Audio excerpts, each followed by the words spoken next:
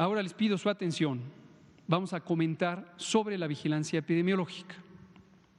Me voy a ir de manera muy panorámica para que ustedes, en su caso, recuerden lo que hemos estado comentando desde hace 3 meses y también se incorpore alguna información que pudiera ser nueva y que no están familiarizados con ella. Es de extraordinaria importancia que le demos seguimiento a la información que se va presentando para que vayamos construyendo sobre la información dada. Esta diapositiva muestra en forma panorámica los instrumentos de mayor uso en vigilancia epidemiológica en México para COVID. Antes, y para familiaridad de la población, comento qué quiere decir vigilancia epidemiológica. Vigilancia epidemiológica es el proceso, es el mecanismo por el que se identifica la ocurrencia de las enfermedades de interés epidemiológico en la población. Esta podríamos decir en términos generales que es el significado de vigilancia epidemiológica. Por supuesto, hay una definición muy técnica que habla de la recolección, la integración, el análisis y la interpretación para su posterior divulgación de la información sobre el estado de salud de las poblaciones. La vigilancia epidemiológica, a diferencia de lo que es más común que se identifique, no es estadística, no es sumar cosas, no es simplemente el acto mecánico de contabilizar los casos de enfermedad. ¿Por qué es tan famosa esta perspectiva de la vigilancia epidemiológica? Porque a lo largo del siglo XX, en donde se refinaron los métodos de vigilancia epidemiológica, se utilizó el recurso de contar casos como un mecanismo básico para entender lo que ocurría en las poblaciones. Pero la cuenta de casos es la forma más simple de identificación de la ocurrencia de enfermedad en las poblaciones. ¿Por qué es la más simple? Porque es sencillamente el reconocimiento de cuántos casos se van presentando en un territorio, en un referente de tiempo. Los casos de hoy, los casos de una semana, los casos del mes, los casos del año. En una entidad federativa, en una región, en un país, en un continente, en todo el mundo. Sigue siendo útil como fuente de información el reconocimiento de la cuenta de casos. Y la manera en que generalmente funciona la vigilancia epidemiológica en el mundo es a partir de la experiencia médica. Las personas enfermas acuden a unidades de salud con el propósito de cuidar su salud, recibir algún tratamiento o algún mecanismo de rehabilitación o algún mecanismo también de diagnóstico. Y por eso, en la mayoría de los sistemas de vigilancia epidemiológica del mundo, se toma la información directamente a partir de los profesionales de la salud, que ellas y ellos reconocen los casos de acuerdo a las definiciones médicas y epidemiológicas de estos casos y los registran y los informan a la autoridad sanitaria. Esta es la mecánica más básica, cómo ha funcionado y sigue funcionando una parte importante de la vigilancia epidemiológica. Pero no lo es todo. Se han incorporado nuevos métodos a la vigilancia epidemiológica, particularmente a lo largo de los últimos 30 años, y estos métodos incorporan otros elementos que no necesitan ser registrados a partir de la relación de un médico y un paciente en un consultorio. Por ejemplo, la vigilancia basada en laboratorio. Los laboratorios de diagnóstico generalmente en los modelos clásicos de vigilancia epidemiológica realizan diagnóstico a partir de que se encontró una persona con síntomas y se notificó. Pero a lo largo de muchos años ha quedado claro que también se pueden tomar muestras de líquidos y otros componentes del organismo para diagnóstico, aun cuando no se haya registrado al caso. Entre otras razones, porque una misma muestra puede servir para múltiples diagnósticos. Entonces, si yo hoy tomo una muestra, por ejemplo, de secreciones respiratorias, como lo hemos comentado, porque quiero identificar si la persona tiene COVID o no tiene COVID, es decir, tiene o no la presencia del virus SARS-CoV-2, esa misma muestra se procesa para otros virus respiratorios. En el caso de México, para 13 otros virus, un total de 14, y entonces ahí puede salir un diagnóstico por laboratorio de otros virus. Y esos otros virus no están asociados con un paciente que fue registrado con un cuadro clínico específicamente pensando en esas otras enfermedades. A su vez, las propias muestras de laboratorio pueden ser posteriormente analizadas, por ejemplo, las muestras sanguíneas, las muestras de suero, para otras enfermedades, incluso ni siquiera infecciosas. Y entonces dan lugar a otros diagnósticos por laboratorio y toda esa información es extremadamente útil. Además, otro de los elementos importantes de la vigilancia epidemiológica es reconocer qué tanto se están necesitando los servicios de salud. Porque al reconocer qué tanto se están necesitando los servicios de salud, uno puede planear apropiadamente con tiempo suficiente, pero también en tiempo real conforme se usan los servicios. Un ejemplo de ello lo vieron ustedes hace 48 horas en este espacio, cuando anunciamos que pusimos en marcha mecanismos de redistribución de las personas enfermas de COVID, porque teníamos en algunos hospitales una disponibilidad menor de camas y en otros hospitales todavía una gran disponibilidad. Si no monitoreáramos la ocupación hospitalaria como parte de la vigilancia epidemiológica, no podríamos hacer esto y por eso lo hacemos de esa manera. Les presento 4 componentes fundamentales de la vigilancia de COVID en este momento. Tenemos, y esto enseguida lo voy a correlacionar con las etapas de la epidemia. Y recordarán cómo lo fuimos platicando conforme se fue presentando cada una de las etapas. El modelo, me voy primero a esas etapas. Recordar que las etapas, en su momento le llamamos escenarios, luego se empezó a llamar fases, etapas, ya no importa tanto el término exacto, son momentos diferentes de la epidemia que se pueden caracterizar por cómo ocurren las cosas, cómo ocurre la enfermedad en la población. En la etapa 1, o escenario 1, como lo llamamos en su momento, fue la importación del virus. Es decir, pasamos de una situación en donde teníamos 0 casos a tener el primer caso. Y esto ocurrió el 28 de febrero. Posteriormente tuvimos 2, 3, 5, 7, etcétera. Y estos conjuntos de casos se empezaban a presentar agrupados por familias o por personas con cercanía directa. Y eran pequeños brotes familiares. Y eso caracterizó en su momento a la etapa 1. Hubo un momento en que reconocimos una triplicación en el número de casos, a pesar de que eran muy poquitos los casos registrados, y eran 12 casos comparado con 4 casos. Y eso ocurrió el viernes 13 de marzo. Y esta fue la señal más relevante para decir, tenemos que anticiparnos a la fase 2. A pesar de que las otras características propias de la fase 2 no se habían presentado. ¿Cuáles son esas características o cuáles fueron? Son la ocurrencia de brotes comunitarios. Es decir, ya no son solo familias o amigos directos, sino son conjuntos de personas que empiezan a tener la enfermedad y se empieza a perder la trazabilidad. ¿Se acuerdan que hablamos de eso?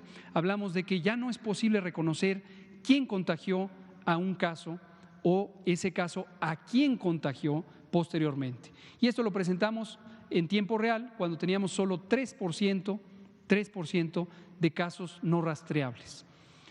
Y eso ya configura la fase 2. Llegado el momento, tuvimos la fase 3, que es en la que estamos todavía. Bueno, ya no está en las diapositivas, pero por eso ponemos ahora una etiqueta ahí que dice la fase en la que estamos. La fase 3 se caracteriza por una dispersión epidémica, es decir, más allá de espacios comunitarios reconocibles, y uno empieza a ver la ocurrencia de contagios a distancia. ¿Cómo sabemos esto? Por la relación que guardan las comunidades. Les pongo un ejemplo muy concreto. En Culiacán, Sinaloa, hay poca conectividad, poca relación directa con un punto remoto como Tijuana. Sin embargo, existen relaciones por razones de trabajo, por razones sociales, económicas, seguramente familiares en algunos casos, diversas, que hacen que estas dos poblaciones estén vinculadas. La dinámica de transmisión, es decir, la velocidad de ocurrencia, empieza a sincronizarse entre dos comunidades físicamente distantes que guardan una importante relación entre ellas. Eso es propio de la fase 3. Ahora, la fase 3, el elemento más importante es el riesgo de que se saturen las unidades médicas. Y por eso, desde la fase 2, empezamos a hacer mucho énfasis en las medidas que se instauraron desde la fase 1 y que siguen vigentes, y es quédate en casa, la Jornada Nacional de Sana Distancia, porque es el mecanismo más efectivo de reducir los contagios, porque es masivo y eso hace que se reduzcan masivamente los contagios.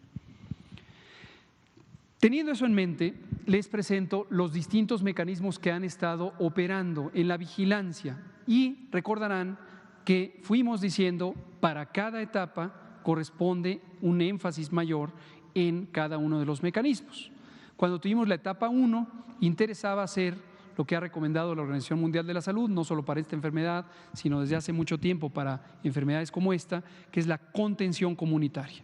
En la contención comunitaria está centrada en casos sospechosos y la rutina básica es detectar casos sospechosos, es decir, aquellas personas que tienen fiebre, tos, dolor de cabeza, dolor de garganta, y desde el momento en que se les detecta, se empieza a estudiar sus contactos.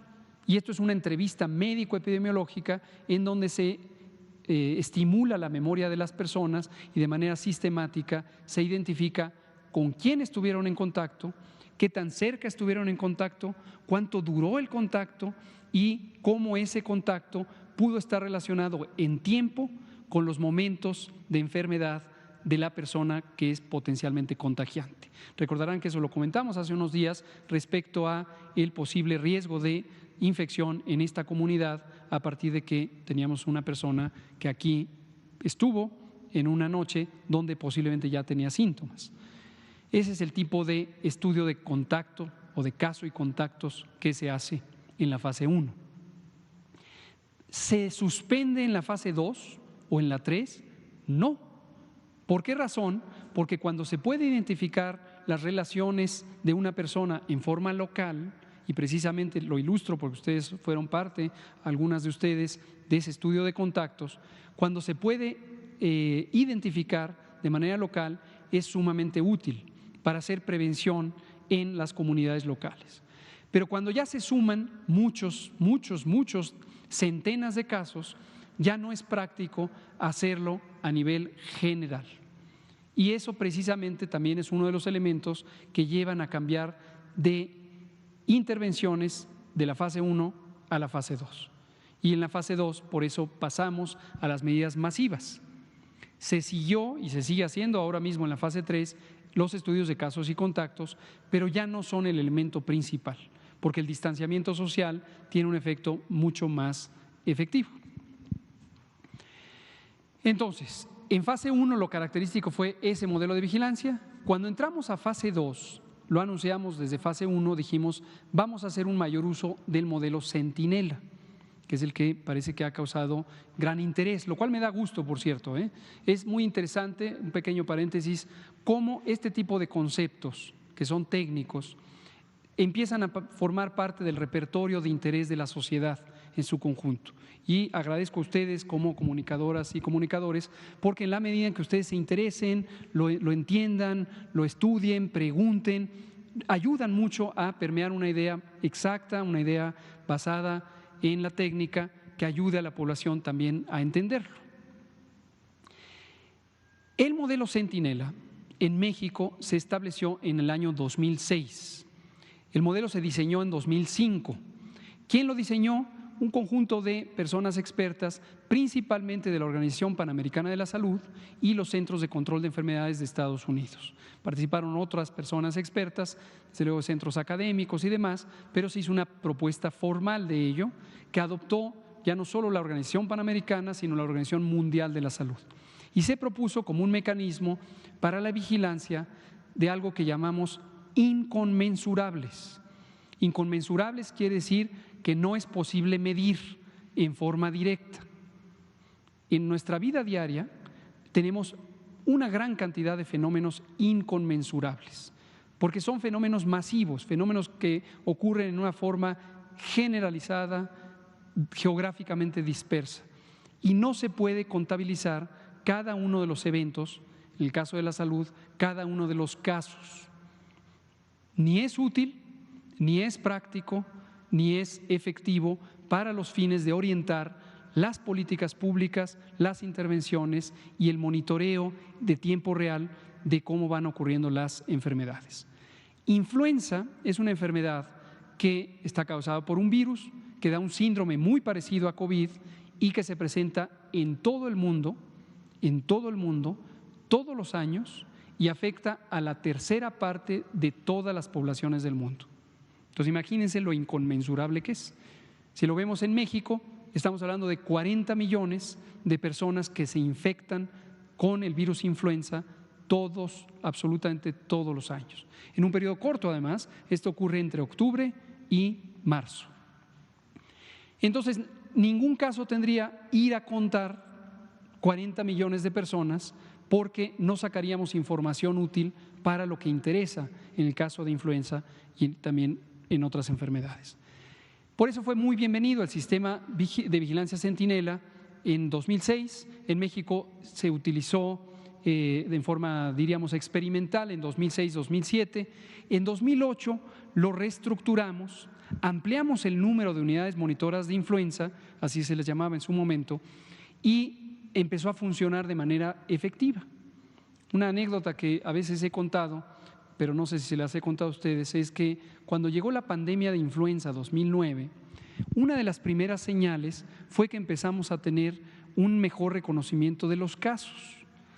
Y la primera interpretación que tuvimos, dado que habíamos estado trabajando durante 2008 en el perfeccionamiento del modelo Centinela, pensamos que era una representación del logro que habíamos tenido en mejorar la vigilancia epidemiológica de influenza.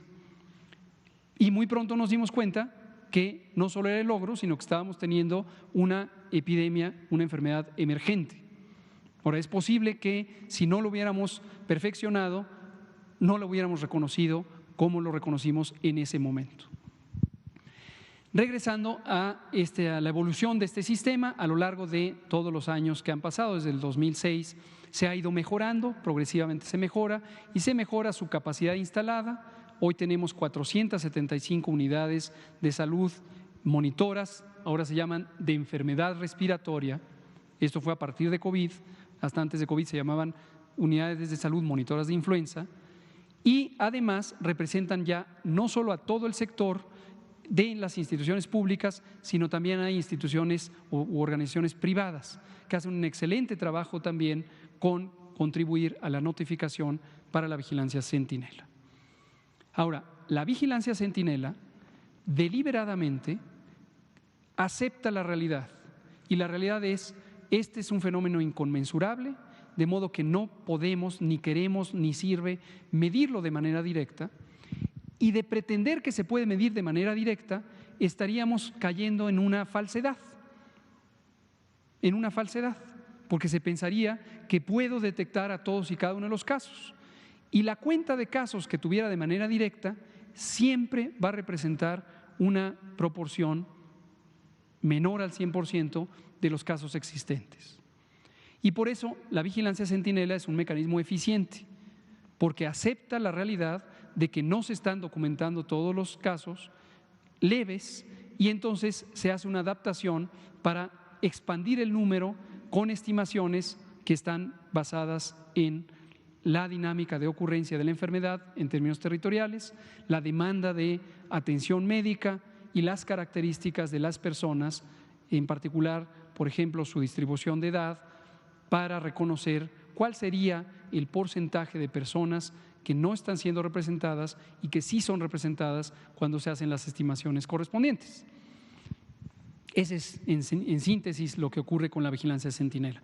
La otra cosa que también permite la vigilancia Centinela es hacer más eficiente la vigilancia basada en laboratorio. Desde la fase 1, utilizamos el modelo o la infraestructura del sistema de vigilancia Centinela para hacer mapeos de virus. Y recuerdan que los presentamos en algunas ocasiones, donde identificamos en qué estados circulaban cuáles de los virus. Hasta ese momento todavía no el virus SARS-CoV-2 y después del 28 de febrero ya empezaba a acompañar a los otros virus, también el virus SARS-CoV-2. Retomo aquí. Uno de los componentes es el modelo Centinela. Ahora, esto identifíquenlo por favor, porque me parece que esto todavía genera una percepción equivocada de cómo funciona el sistema. 100% de las defunciones se registran, 100% de los hospitalizados se registran, 100% es todos, todos. Para quien no tiene claramente los porcentajes, lo que representan. Y 10%, es decir, 1 de cada 10, de los ambulatorios. Ambulatorio quiere decir que se maneja médicamente sin que tenga que estar hospitalizado. Es decir, son los casos médicamente leves, clínicamente leves, quienes no tienen neumonitis, quienes no tienen neumonía, quienes no están en estado crítico. Entonces, vean ustedes cómo donde tenemos que hacer la estimación en el modelo Centinela es específicamente para los ambulatorios. Los demás se registran al 100%. ¿Qué interesa saber de ahí? La carga estimada de enfermedad y el perfil epidemiológico. Esto es muy importante. Para poder tener una documentación detallada de los casos, y de ahí sacamos, por ejemplo, las proporciones de personas que tienen comorbilidades, diabetes, hipertensión, obesidad, tabaquismo, etcétera. También sabemos cuál es su dinámica de evolución de la enfermedad. La mediana, por ejemplo, el número que hemos dado de cuánto tardan las personas en presentar complicaciones a partir del inicio de los síntomas, también sale de aquí, porque nos permite una documentación detallada. Requiere tener personal que se ha entrenado específicamente para la vigilancia a lo largo de varios años. También requiere un procedimiento muy eficiente para el manejo de las muestras biológicas y que se priorice su envío a los laboratorios de diagnóstico. Entonces, esto es vigilancia Centinela. Luego tenemos, estas son 475. Luego tenemos 26,000, más de 26,000, les doy solo el número redondo, más de 26,000 unidades de salud, de primer nivel, es decir, clínicas, de segundo nivel, hospitales generales, y de tercer nivel, hospitales especializados. Y como he dicho, no solamente del sector público, también algunas privadas. ¿Qué informan esas unidades? 100% de las hospitalizaciones, 100% de las defunciones. Entonces, esto es al 100%, esto es al 100%. ¿Sí? ¿Qué información producen o se puede obtener de ahí? Carga de enfermedad grave y carga de defunciones, es decir, la cantidad de defunciones. El dato que presentamos aquí todos los días no es de aquí, es de aquí y aquí, es el todo. ¿Sí? En general, esto nos permite tener un perfil de la enfermedad grave y un perfil de las defunciones. Pero además nos permite identificar la circulación de virus en el territorio y el porcentaje de positividad que presentamos aquí también todos los días, no, ya no todos los días porque cambia poco, pero cada semana. Y la carga confirmada total de enfermedad, lo sacamos de esta combinación.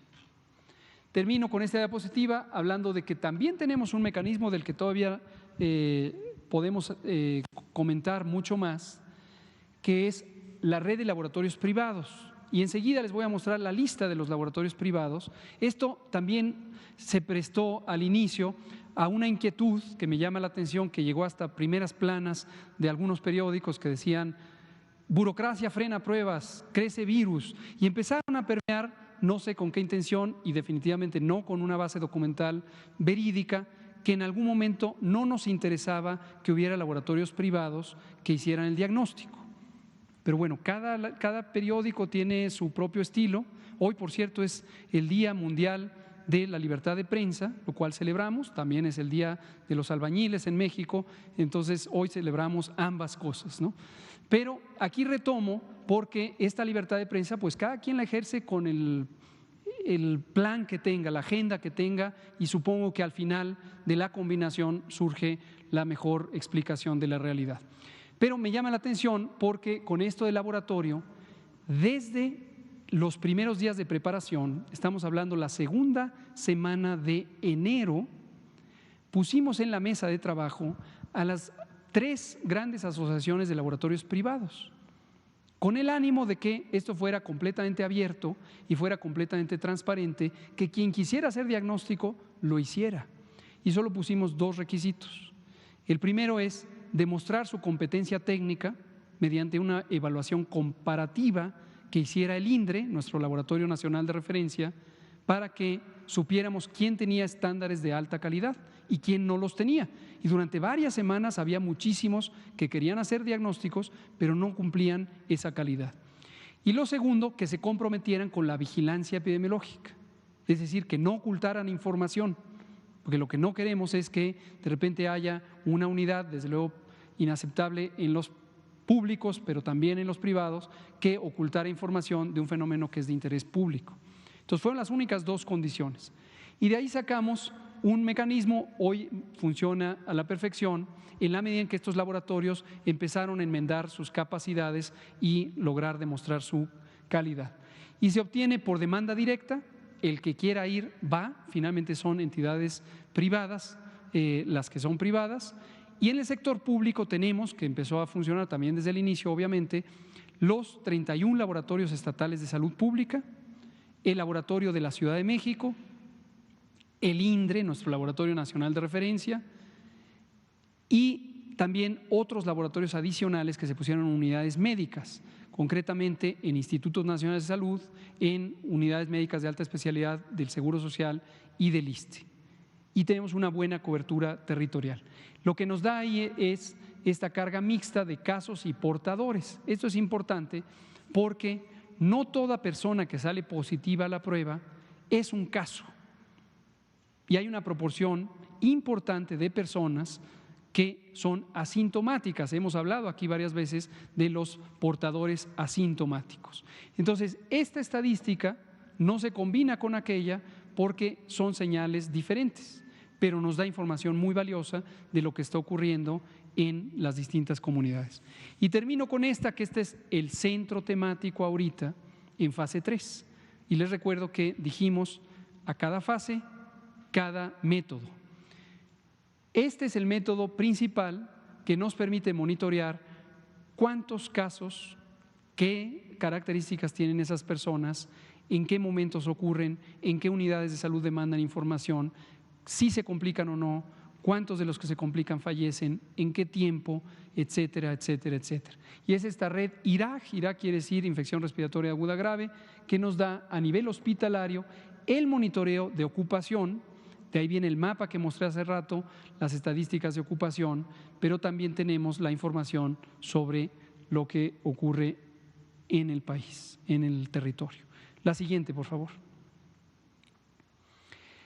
Regresando a las USMER, que son las que están, 475 que están en el componente de vigilancia centinela, ahí está el mapa, este ya lo habíamos presentado, creo que fue el 8 de abril, y se ven ahí los distintos puntitos donde se ve a qué institución corresponden. Los que son anaranjados son privados.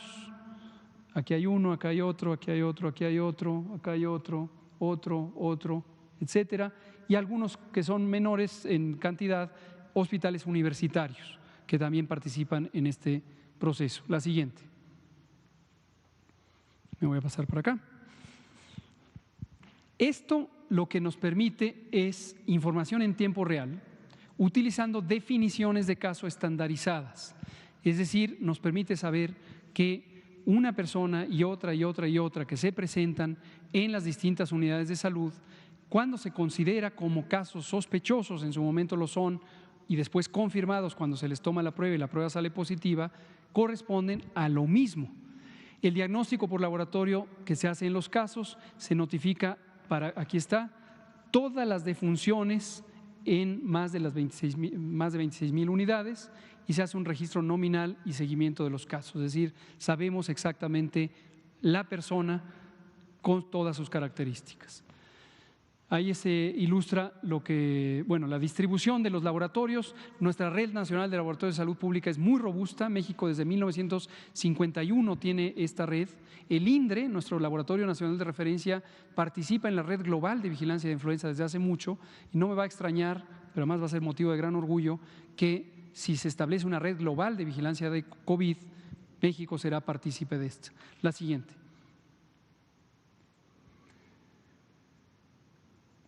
Estas, como ya veo que queda poco tiempo y para que haya tiempo de preguntas, las vamos a dejar, como dejamos todas, están a disposición pública, pero básicamente les resumo la idea básica es, va comentando paso a paso lo que también está en el manual o lineamientos de vigilancia epidemiológica de COVID, que están en el micrositio.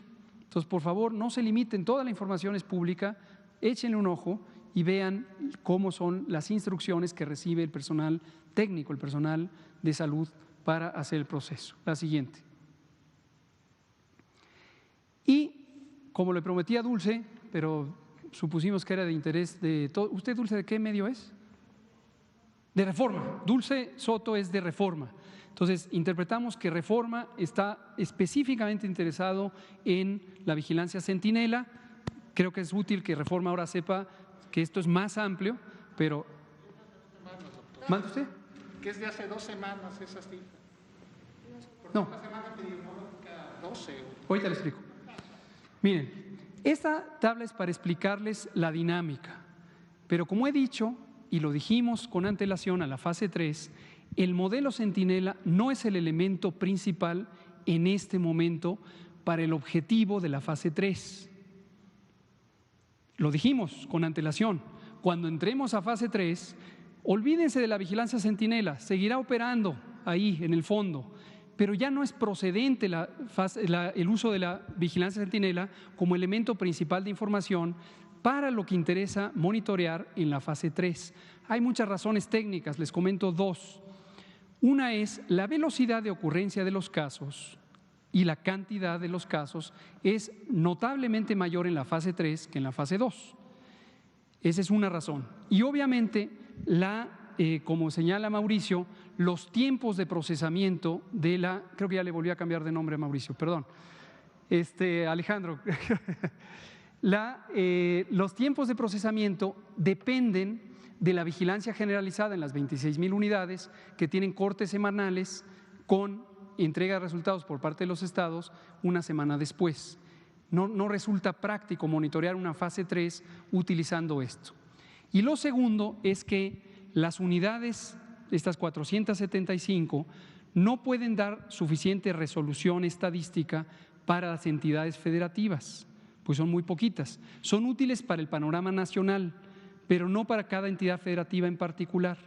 Y cada entidad federativa necesita tener información de la ocurrencia de lo que ocurre en fase 3.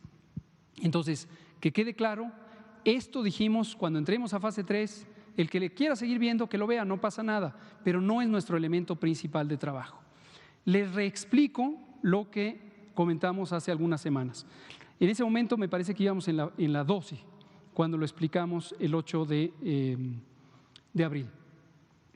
Fíjense ustedes, primera columna, el tiempo por semanas epidemiológicas. Segunda columna, los casos de infección respiratoria aguda, neumonía e influenza, casos clínicos en las unidades de salud monitoras de enfermedad respiratoria, las 475, aquí están.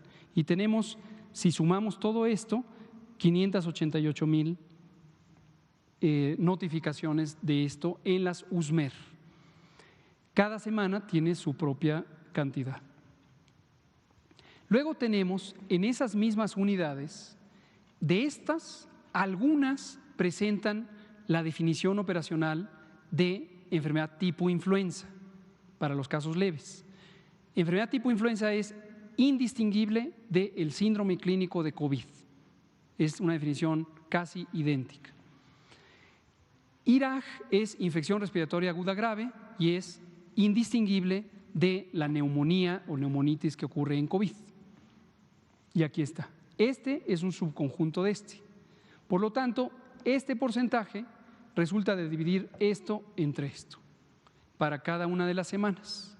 ¿Qué nos da? La proporción, o por se medida aquí en porcentaje, de ETI-IRAG respecto al total de estas infecciones respiratorias genéricas. Solamente en 475 unidades de salud monitoras de influenza. Quedan 5 minutos, entonces quizá no va a dar tiempo de preguntas, pero las guardan para mañana. Aquí tenemos ahora en esto tenemos los casos positivos a COVID en esas mismas unidades.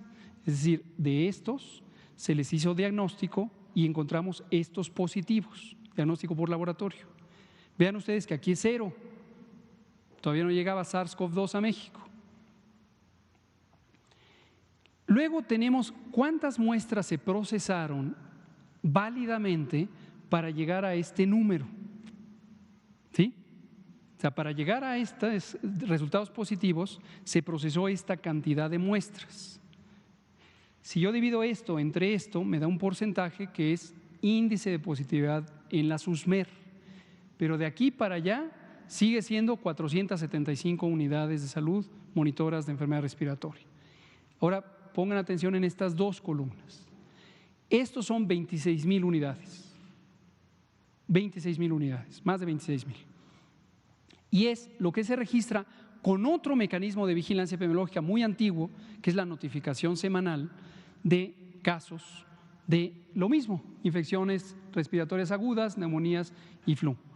Y hay, fíjense ustedes, 7.999.354 en 26,000 unidades. Con este número yo le aplico el porcentaje, los porcentajes que ahí saqué y tengo los estimados ETIRAC nacionales en todas las unidades de salud. Porcentajes ETIRAC nacionales. El color se lo pusimos para reconocer cuál es lo que deriva. Esto deriva de este porcentaje. Finalmente, yo tengo a estos, les aplico el porcentaje de positividad y tengo los estimados COVID que no se notifican de manera directa y que son casos leves.